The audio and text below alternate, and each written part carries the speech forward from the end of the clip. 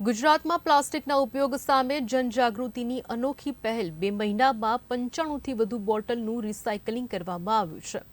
ગુજરાત રાજ્યના પ્રદૂષણ નિયંત્રણ બોર્ડ દ્વારા મહત્વના મંદિરોમાં કાપડની થેલી માટે એટીએમ મશીન મૂકવામાં આવ્યા છે।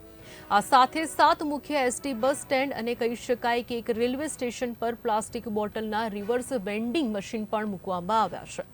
આ પહેલને વધુ આગળ લઈ જવા માટે આગામી 1 મહિનામાં અમૂલ પાર્લરના 250 આઉટલેટ ઉપર આ પ્રકારના મશીન મૂકવામાં આવશે।